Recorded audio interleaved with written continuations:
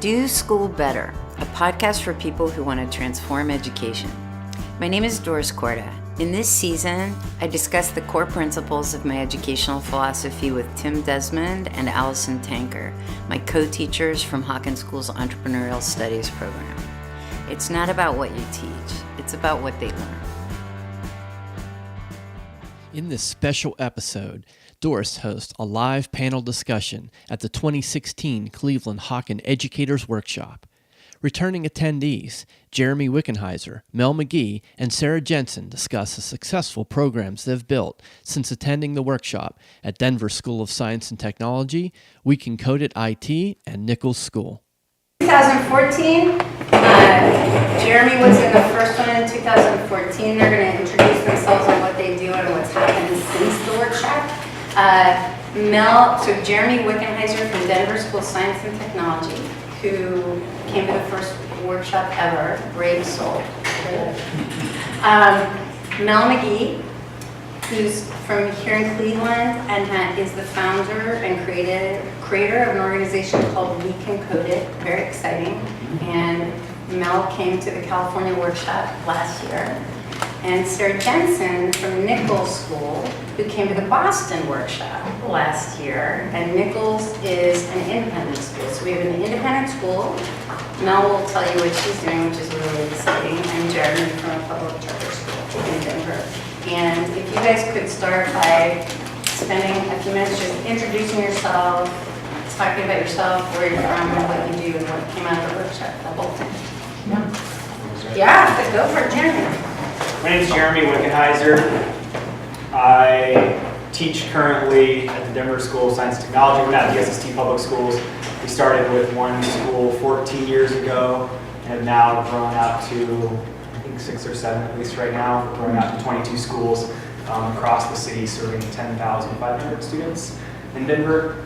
Kind of the claim to fame of our network of schools has been to this point that 100% of our students are accepted to four-year universities from very diverse backgrounds and socioeconomic backgrounds, those types of pieces.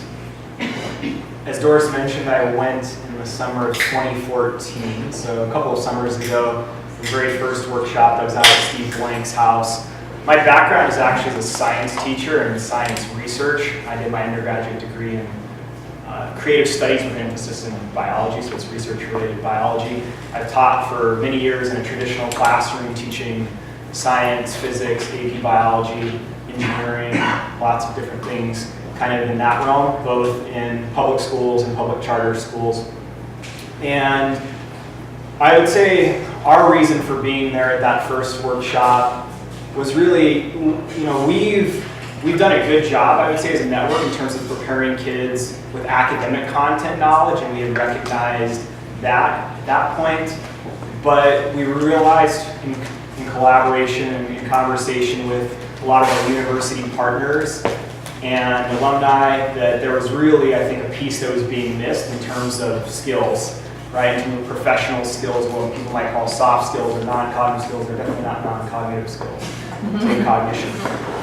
So, we had actually started testing some things before that. We were testing some things in conjunction with Startup Colorado, testing things after school in conjunction with CEOs and co-founders of companies and doing some kind of pitch-related things after school. And we were seeing amazing engagement from kids, unlike what I would see in any of my traditional classes. And at that point, started looking on the internet in terms of who out there is doing this, right? Who's doing it well and what else is out there. And there wasn't a lot out there at that point, I would say 2 years ago. And there still isn't a lot out there in terms of high quality and in terms of rigor. And so at that point, I emailed Doris, I think maybe Tim, at that point, and Doris was like, we still have a spot in the workshop. And I was like, great, I'm coming. And actually right after that, I was off to fly to Africa for 3 weeks too. So it just worked out. And coming out of that, we've done a bunch of things since then. Since that point, we were already moving in that direction. But what we've done since then is taken and brought these courses into the school day, and we've received kind of the support to do that. If we think this is important in terms of education, it has to happen during the school day. And for us, I would say it's really an equity piece in terms of why that's important. And you know, the bigger kind of background piece in terms of why this is important in our communities, there's a lot of data that's suggesting that at least in Colorado, 74% of jobs by 2020 are requiring some sort of post-secondary training. Not necessarily a college degree, but some sort of post-secondary training. And we're nowhere on track to meet that as a state. And we're going to continue to import workforce talent from around the nation and from out of the country, which is fine. But it's a real problem that we're not providing kids with the skills to access those jobs. All these startups are coming to Denver and all sorts of things, and there's a lot of movement around that, but our kids can't engage in those jobs. Right? There's a huge disconnect between what the workplace wants and demands and what kids are doing in school. And this is about bridging that disconnect. That's hopefully what all of you are here for today, because that's what this workshop is going to help you do. Doris will support you for a very long time, her team. I mean, Doris has become, I think, a very good friend from this. And you know, so what we've done in terms of building program, we have a course in the 12th grade akin to Doris's intensive course. We're now rolling out courses in the 8th and 9th grade. So on one of our campuses next year, we'll serve between 250 and 300 students, all with courses during the school day before we start kind of scaling across our network. We also do work in conjunction with a nonprofit in Denver called the Global Livingston Institute, and so we do some work in East Africa as well. Because I think for us, a lot of what we're framing our pieces around is these global sustainability goals, really wanting kids to tackle big challenges and problems in the world. That's what it's about, right? I mean, Doris, I'm sure, keeps talking to you about doing real, meaningful work and solving real problems. The engagement from kids is unbelievable when you do that. I've seen kids work harder for these classes than anything else that I've ever done in 11 plus years, you know, in a traditional classroom in that way. So that's kind of where we are. That's great, thank you. Yeah, no, right. I'm Mel McGee. I'm with a company called WeCanCode IT, and I founded WeCanCode IT in order to help people learn how to code, so computer program. We have a very special focus on diversity and inclusion in technology. There's a huge issue with diversity and inclusion in tech, and you probably have seen it yourself, so I won't go into that right now. However, I will go into what I got out of the workshop, what I have received from this gift that you have given me in order to help people find jobs, to help retrain people rapidly in a way that they can come from a place where they know very little about programming, but they know that they're broke, and they know that $15 an hour job isn't going to cut it for them. In fact, there's 83% chance that if you have a job that's $20 or less an hour, that you will be unemployed in a few years, and that comes from a presidential report.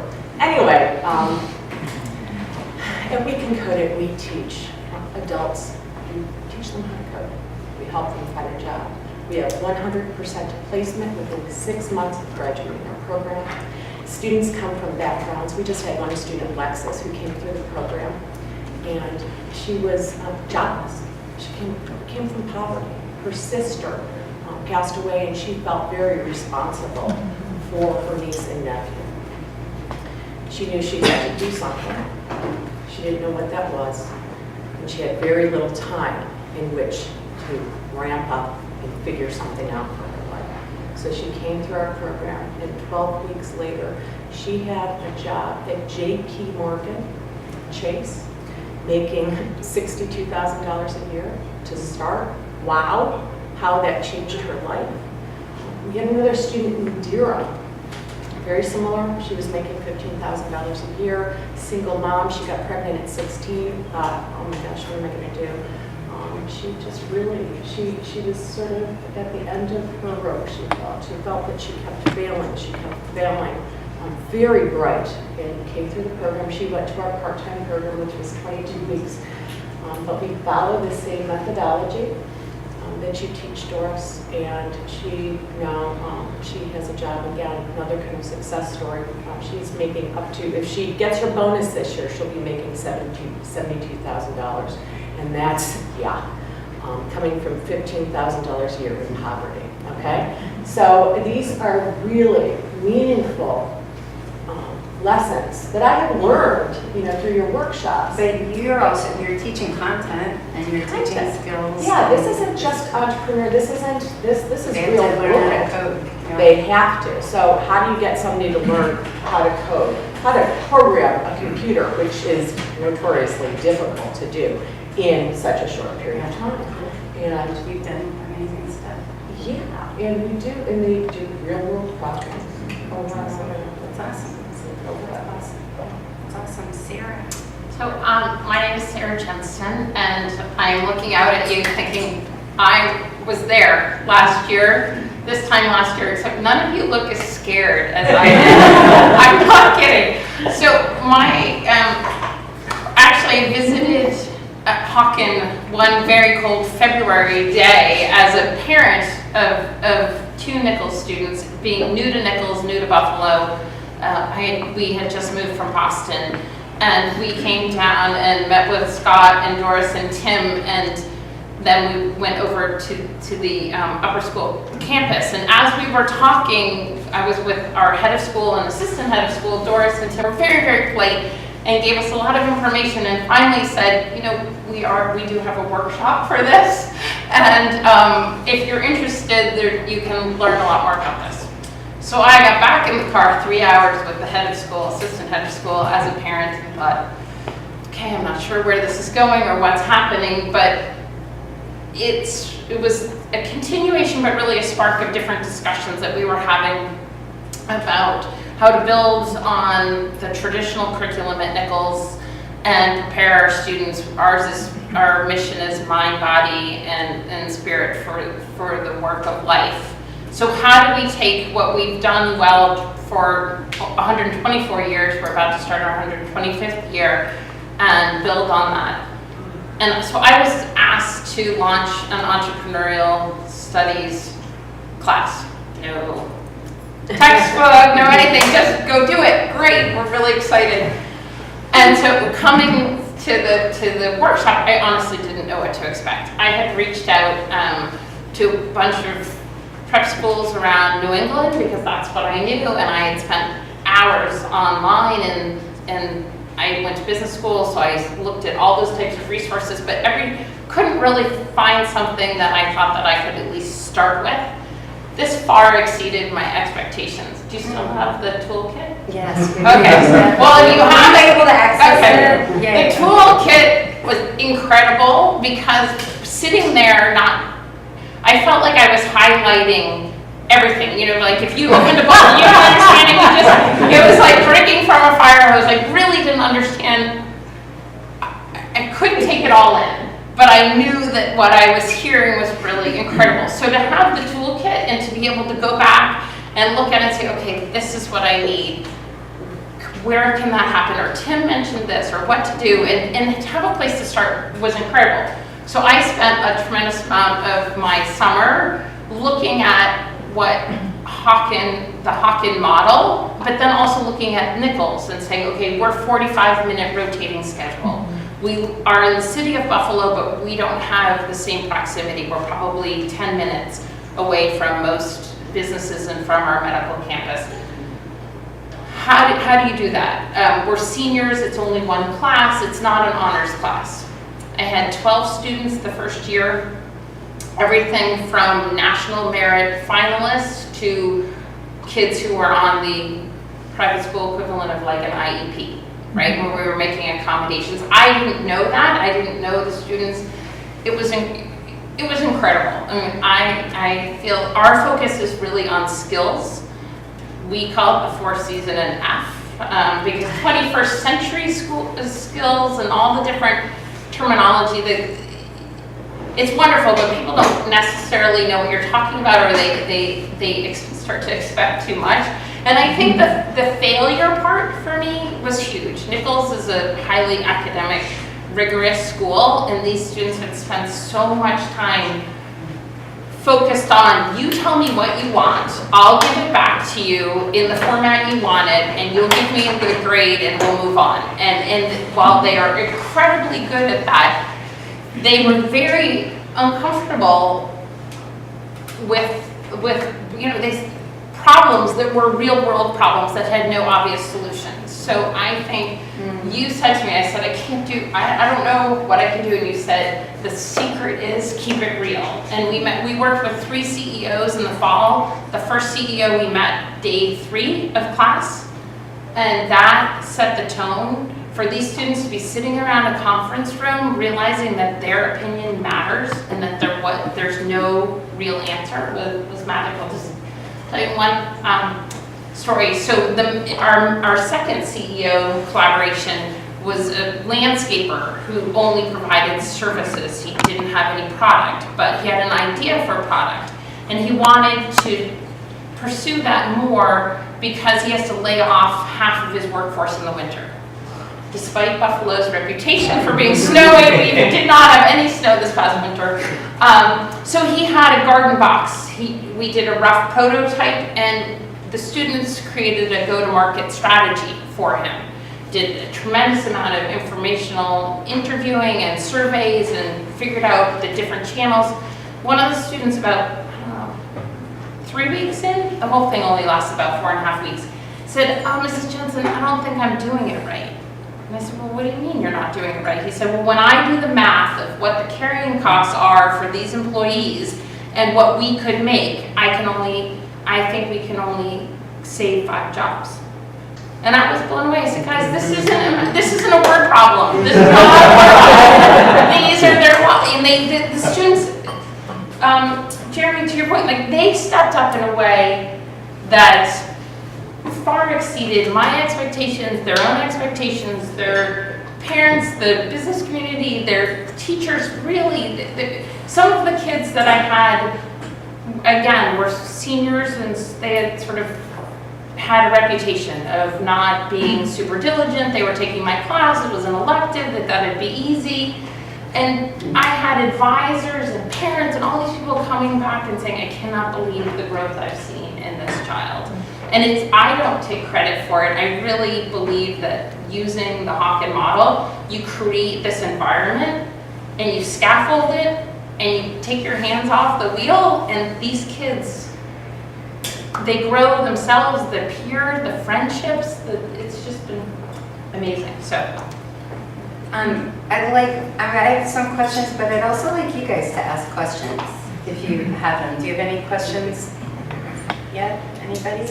I have a question about how this, as you're creating these programs inside schools, what you're seeing in terms of the impact on the traditional classes or the traditional faculty, or how is there any impact, or it's just a separate, talk a little about what's happened at DSST since you did the first class.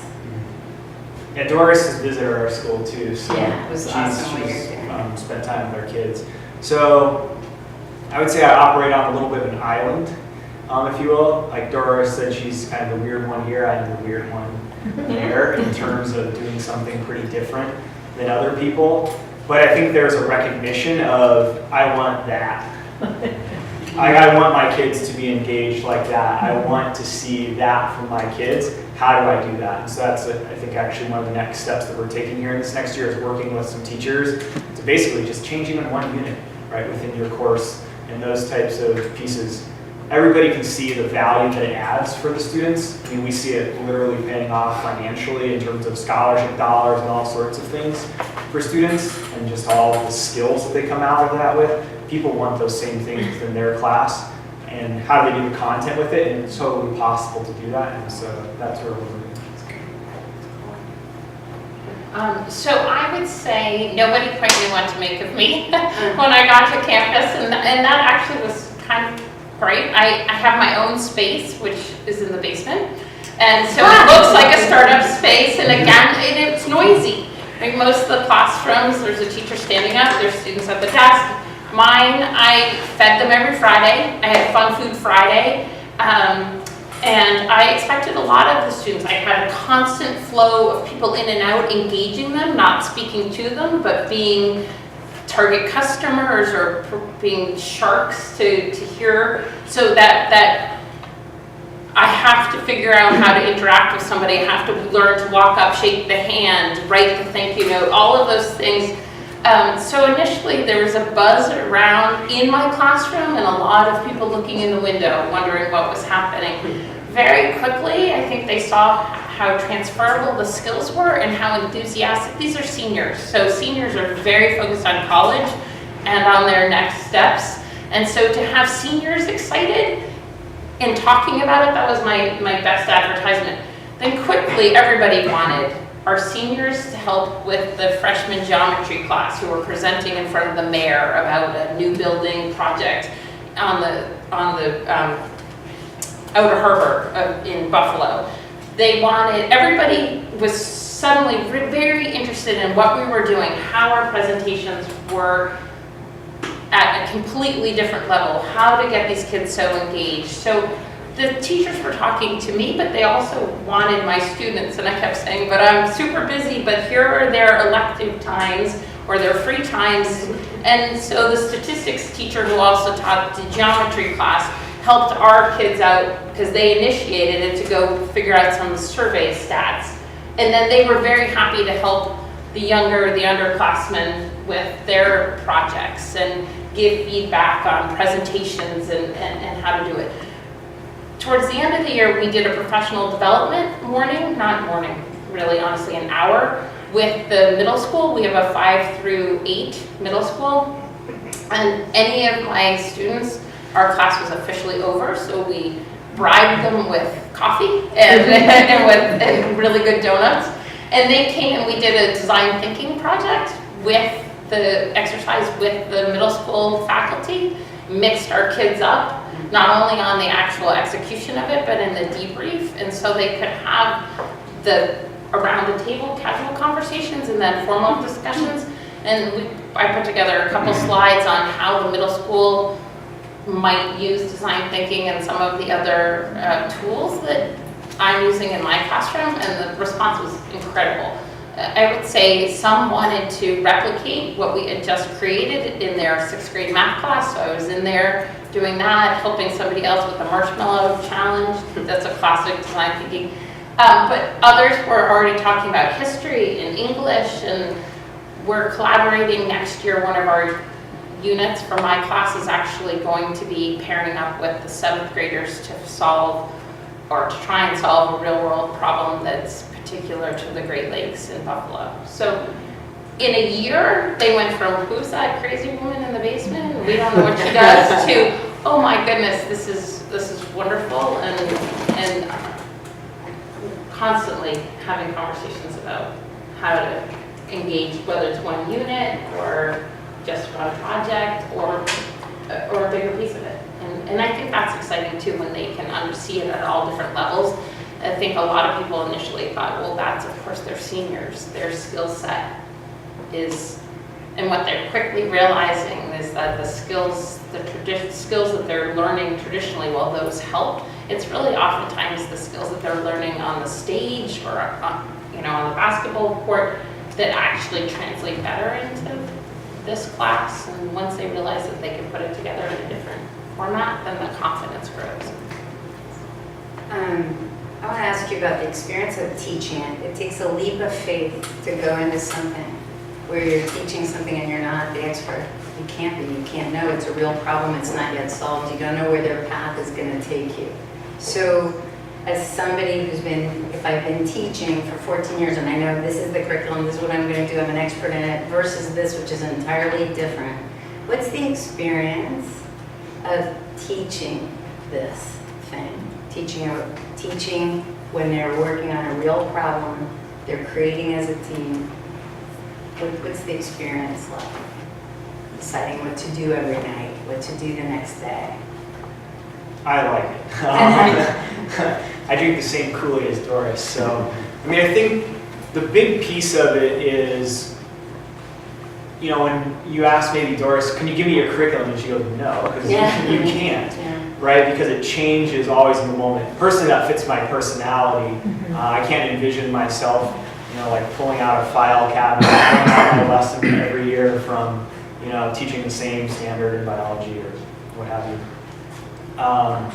I think, it is challenging as a teacher in terms of like the time. It takes a lot of time to put everything together. A lot of times people might walk in and see your class and go, "You're not really doing anything." No, I'm not. That's right, I'm not doing anything, because I already did all of that before class to set everything up in that way, and now I'm really just facilitating. And it also takes a lot of humility in the sense that I'm not in control, right? I'm not in control, and it's a collaborative experience in that way. For me, that's really refreshing as an educator to work with young people in that way. It's so deep and meaningful. I mean, our course, we take and use some of the Hawken pieces, and we also do a lot of different stuff too. It's really built around this idea of figuring out who am I and how am I going to create impact. And there's a lot of kind of personal self-discovery work and those types of pieces.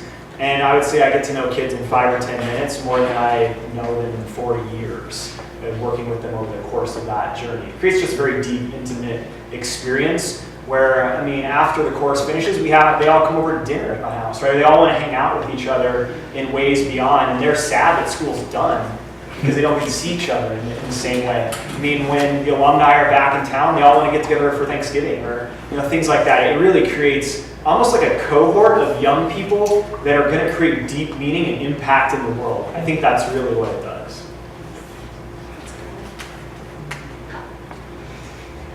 Oh, well, I don't have 14 years of teaching experience, but I guess what I would echo that is that it levels the playing field or changes the playing field. The students that were incredibly strong writers might be the ones who are staring at their shoes for the first 2 presentations, first 20 presentations. We filmed 35 presentations throughout the year. Everything from weekly updates to in front of 70 people downtown in our new innovation center, which is on our medical campus. And the students, we had a business luncheon where we set tables and the students had to present a few of them, and then we were collaborating with the business community or the Buffalo community to try and solve this problem associated with a startup. A new initiative that had to do with addressing food deserts and the lack of entrepreneurial opportunities for the most impoverished neighborhoods in Buffalo. So it is a huge challenge. I often walk around in other parts of the campus when my students are in there. I think that if any of you have ever coached, it's similar to having a captain's practice. Mm-hmm. You've talked to people, you've put it together, but you just have to get out of the way. Mm-hmm. And it doesn't happen quickly. And they need to learn the pains of having spent the time chit-chatting about what was on Netflix the night before. Like, you have to take your parenting hat way off and not try and shepherd them through the process. But it is scary. Every time you stand up there and you put your students are in front of an authentic audience, which is the magic, hands down. The difference between what they're doing in many of their other classes and what they're doing in my class, in their level of preparation, coordination, just how much they care about it, is absolutely their audience, and constantly changing the format of who they're speaking to and how it's happening. I almost didn't know enough to be scared initially, and there definitely been times that I've crossed my fingers, but I would say that learning alongside the students, if you can say we're all in this together, I am not an expert, I do not have all the answers, if you don't have the answers, we'll figure it out together, has been incredible. And the group that graduated, the 12 that graduated, they, I think, will be friends forever, and I've told them they're my senior advisors. Like any startup, we're a startup about startups, and they will forever. I want to hear back from them. I want to know about how this class and the skills from this class influence them and help them, or if I was totally wrong. I mean, they're not shy. They would tell me that. I don't think so. A year, 5 years, 10 years. I'm really excited to see where that goes. We talked about how in order to really learn something deeply and apply it in different situations, you not only learn it, but you have to apply it and then reflect on it. And Mel, you talked about the fact that the reflection piece has been really big for your students in their learning of really hard technical content. No doubt about it, yeah. I mean, you can solve a technology problem in multiple ways as well. Right. And we do value that deeply. And a lot of times students are comparing, oh, you did it different. Which way is best? Tell me, Melanie, which way is best? Yeah. And because I come from a development, Yeah, you're a developer, you're a programmer, yeah. So it always gives me a smile, and I allow them to discuss this. You know, they talk it back and forth. It's theirs to discover. You know, I can give them little hints. I can say, you know, it depends on the scenario, but doesn't it always? Doesn't it always depend on the scenario? Do you need to get this done fast? If so, doing it just as fast as you can as a developer, sure. Sometimes you need that in the real world. Sometimes you need the fastest algorithm or the smallest program. You know, there are so many different reasons, and that's one thing I think the students really come away with when they do their reflections, when they talk about it. And they also reflect not only upon what they're learning, but they reflect upon how they're feeling every day, what's going on in their lives, and because of that, because we care about them as human beings, not as little robots that we're going to program and send out to do some job that they, you know, they really have, they do. There's this camaraderie where they're all really invested in helping each other out. And it is so powerful because you know when they teach each other, share with each other, they're learning themselves. Yeah, and they have a deadline, and you've got something real they've got to create, and there's nothing out there except what they come up with. And then it goes in, you know, it goes in front of the world. They put it on a repository online. Yeah. And their test is with employers. Yeah. You know, so Will it work? Yeah. Yeah. So it's so It's real. they're practicing that with each other, It's and great. it's very real. That's great. Well, I'd like to hear if there are any questions now that you think would be of interest to everybody. Yeah. So one of the things I'm really hoping that my students get out of this experience is to struggle through adversity and fail and learn from that. And I'm kind of looking forward to that for myself as well. And so wondering if you would be willing to share one of your colossal flops, and what you learned from that by going through the process. I have so many. Yeah, I know. How much time do you have? That's weird. Failure. So a student's failure, our failure, I feel that. I don't know. I mean, it's tough to implement this, right? So it can't all have worked out. I think it's about letting kids know, or letting whoever you're working with know on day one, I don't have the answers to this. We are doing this together, and we're going to figure this out together, and you're going to make a lot of missteps along the way. I mean, maybe you pick a problem that's too hard for the kids to start with, or maybe it's structured in the wrong way, or there's all sorts of different things. Maybe you sequence things incorrectly, or but the kids aren't afraid to tell you that didn't work. Right? It's like, that didn't work. It's like, you're right, that didn't work. That's the other thing too, is a lot of classes I would say I've been involved with before, they have busy work, lots of busy work. And I think that's the thing that we make commitment to the kids in terms of, if you think this work is busy work, you need to let us know, because we don't have time for busy work in here. If you think it's busy work, let's have a discussion in terms of why we're doing what we're doing in that way. I mean, when you look at young people today, they want to find meaning and purpose in what they're doing.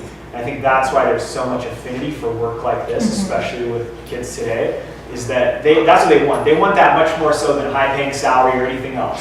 They want meaning and purpose in what they're doing, and this is that, right? It is doing meaningful work. So I can tell you lots of ones when we all get together. I have to chime in here because it just reminded me, we just graduated 30 of our adult programming students, and at the graduation I was trying to think, what am I going to teach them? What are the final words I'm going to say? And one of the things was fail well. And I looked at them and I started laughing. I said, out of everyone in the world, I think programmers, especially junior developers, no failure more than, and it gets shoved in their face. Because I don't know if you've ever seen a computer program or tried to program before, but when you do, there's no, you sort of got it. No, you either have it, or you have a big red come in your face. And I remember seeing at the beginning, some of the students They wouldn't read it. They would just close it because it scared them. I'm sorry, That's funny. and I would say, no, read it. It's trying to tell you something. It's trying to tell you how to fix it.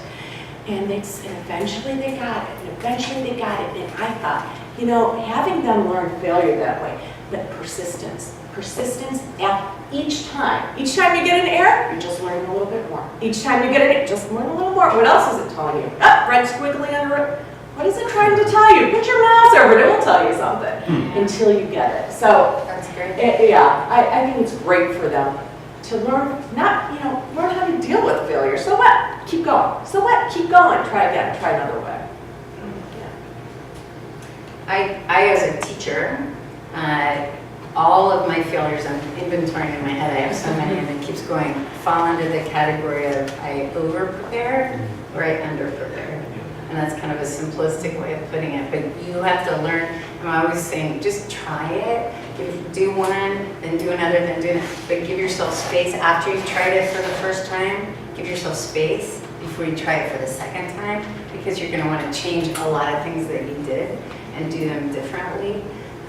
One of the things on the student failure side is they have a deadline, and they're going to be presenting in front of people they really care about something real that requires a ton of learning and work to do well. And very often what they present is not high quality.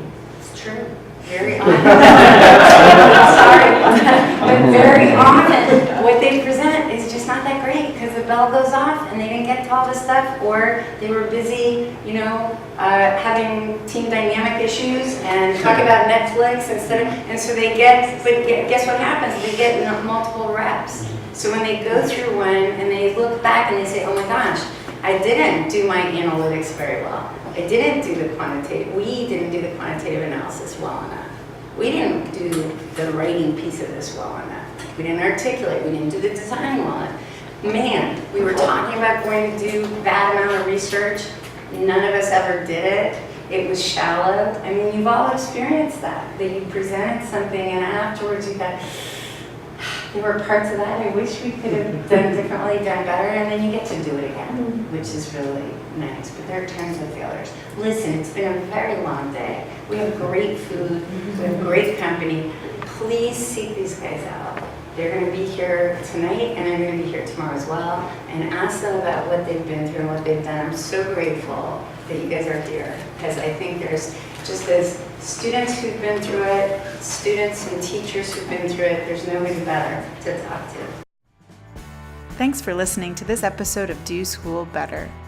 We would love to hear from you, so please leave us a comment or a review. And if you're interested in learning more, check out wildfire-education.org.